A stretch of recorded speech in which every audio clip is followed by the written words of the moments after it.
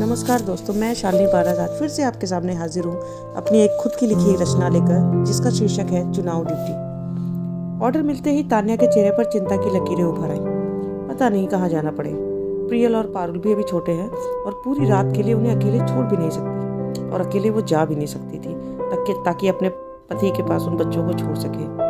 चुनाव ड्यूटी होती ही ऐसी है, खतरा भी रहता है, आशंका भी, पर ड्यूटी तो ड्यूटी है, करनी तो पड़ेगी। इसी उहापोह में विद्यालय में बैठी थी, तभी एक छात्र ने पास में आके पूछा, मैडम जी परेशान है क्या? क्या बात है?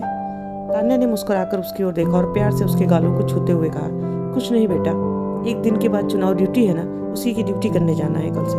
कुछ सोचते हुए, अच्छा। यह छात्र वहां से चला गया। तान्या अपनी समस्या से थोड़ी देर के लिए इसे पर बाहर आ गई थी और अच्छा अनुभव कर रही थी।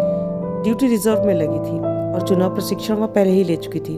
आज शाम को ही उसे सारी पैकिंग पूरी करनी थी और बच्चों के प्रति वह थोड़ी चिंतित हो रही थी। वस्तुतः महिलाओं के जीवन में नौकरी करते हुए इस तरह की परिस्थितियां आती रहती हैं, जब उन्हें अपने बच्चों की सुरक्षा के प्रति चिंता होने लगती है। विद्यालय समय समाप्त होने पर तान्या घर पहुंची और फिर घर के कार्यों को शीघ्रता से निपटाकर पैकिंग करने बैठ गई। 2 जोड़ी कपड़े, तौलिया, साबुन, मंजन, नाश्ता, कंघा आदि सभी जरूरत की चीजें बनाई गई, लिस्ट के अनुसार रख दी गई। सुनील भी अब घर आ चुके थे। पैकिंग पूरी करके तान्या रात का खाना खाने बनाने में व्यस्त हो गई। बच्चे के ट्यूटर भी अब तक जा चुके थे। पढ़ाई समाप्त होने पर दोनों बच्चे अपनी अपनी साइकिल लेकर पार्क की ओर निकल गए। तो कब चल रहा है? सुनील ने तान्या की ओर देखकर सवाल किया। सुबह 8 बजे पहुंचना है, तो 6 बजे चल देंगे घर से। तान्या ने बिस्तर की चादर ठीक करते हुए बिना सुनील की ओर देखे उसके प्रश्न का उत्तर दिया। सुनील ने शरारत भरे अंदाज में उसकी ओर देखा, उसे अपनी ओर खींच कर कहा, तो कल अपने प्रोग्राम का क्या होगा? अपनी एनिवर्सरी कैसे मनेगी? तान्या ने उसकी बात का कोई जवाब नहीं दिया और ड्रेसिंग टेबल के सामने शीशे की ओर देखकर अपने बालों का जूड़ा बनाने लगी। सुनील वही बिस्तर पर तकिया लगाए उसे एकटक देखता रहा। तान्या ने तिरछी नजर उस पर डालते हुए कहा, क्या करूं, समझ में नहीं आ रहा।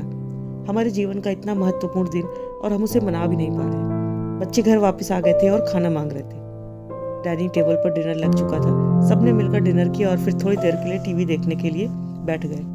बच्चे थोड़ी देर बाद सोने चले गए। घर की डोरबेल बजी। अब इस समय कौन हो सकता है? मन में सवाल लिए तान्या घर के गेट की ओर बढ़ी। जाकर देखा तो वहां उसकी ननद सुविधा अपने परिवार सहित दरवाजे पर थी। खुशी से चहकते हुए तान्या ने सुविधा को गले से लगाया और घर के अंदर ले आई। सुविधा के साथ उसके पति संकेत और 2 छोटे बच्चे भी थे। तान्या के मन में छाई मायूसी इन सबको देखकर छूमंतर हो गई। नाश्ता पानी कराकर वह उनके भोजन की व्यवस्था करने में लगी तो सुविधा ने कहा, हम सब डिनर करके आए, बस आराम करेंगे। सुबह जल्दी उठकर सबके लिए नाश्ते की तैयारी करके तान्या सुनील के साथ चुनाव ड्यूटी के लिए निकल पड़ी। नियत समय पर नियत स्थान पर पहुंचकर तान्या ने देखा, वहां लगी लिस्ट में तो उसका नाम था ही नहीं। आश्चर्यचकित होकर उसने यह बात सुनील को बताई तो वो मुस्कुराकर बोले, मुझे पता है, मैंने तुम्हारी चुनाव ड्यूटी पहले ही कटवा दी थी। अरे, जब पता था तो मुझे सुबह यहाँ लाने का क्या मतलब? सुनील ने शरारत भरी मुस्कान से उसकी ओर देखा और कहा, मतलब तो है मेरा, अभी बताता हूँ। अब यहाँ से जल्दी से चलो, मैंने कल ही तुम्हारी ड्यूटी कटवा ली थी। तान्या सुनील के साथ कार में बैठ गई और सुनील कार वहां से लेकर घर से लगभग 5 किलोमीटर दूर एक होटल में लाके उसको ले गया और अंदर चलने का इशारा किया। तान्या को लगा शायद यहाँ आज उसके लिए पार्टी रखी गई। सुनील के साथ चलते हुए होटल के कमरे में पहुंची तो आश्चर्य का ठिकाना न रहा। कमरा बहुत सुंदर ढंग से सजा हुआ था।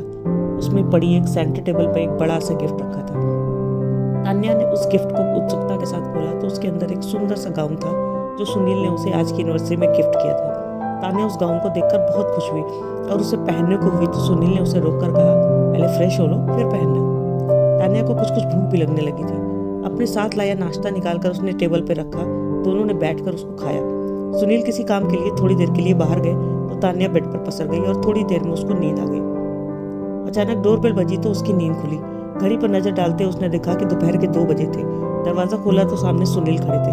तान्या ने हड़बड़ाकर कहा, आंख लग गई तो समय का पता ही नहीं चला। चलो अब जल्दी से घर चलते हैं, सब इंतजार कर रहे होंगे। इतना कहकर वो सामान समेटने को हुई तो सुनील ने झटके से उसे अपनी ओर खींचा और उसके गालों को अपने हाथ से स्पर्श करता हुआ उसकी आंखों में आंखें डालकर बोला, मैंने तो पहले ही कहा था ना, चलो भाग चले घर से। तुमने मेरी बात नहीं मानी तो आज अपनी एनिवर्सरी पर तुम्हें यहाँ भगा लाया। अब चुपचाप मेरे साथ रहो और जब तक मैं ना चाहूँ तुम घर वापस नहीं जा सकती। सुनील की शरारत भरी बातों को सुनकर तान्या शर्म से लाल हो गई और 2 कदम पीछे हटकर बोली, बड़े शरारती हो, घर में मेहमानों और बच्चों को अकेला छोड़कर यहाँ मेरे साथ अकेले एनिवर्सरी मनाओगे? नहीं, बिल्कुल नहीं। एनिवर्सरी का सेलिब्रेशन तो कल होगा सबके साथ। आज तो हम अपनी एंगेजमेंट की एनिवर्सरी मनाएंगे, वो भी अकेले अकेले। तानिया सुनील की इस बात पर जोर से हंस पड़ी। तभी डोरबेल बजी। रूम सर्विस मैन लंच लिए खड़ा था। लंच टेबल पर लगाकर वो चला गया।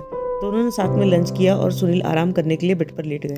तानिया ने सोचा बच्चों से थोड़ी देर बात कर ली जाए और ननद के भी हालचाल ले लिए जाए, पर यह क्या, मोबाइल तो उसकी पर्स से गायब था। तानिया को समझते देर न लगी कि यह काम भी सुनील का ही है। सुनील ने अपनी एक आंख खोलकर उसकी ओर देखा और बोला, कहा था ना आज हम घर से भाग कर आए हैं तो।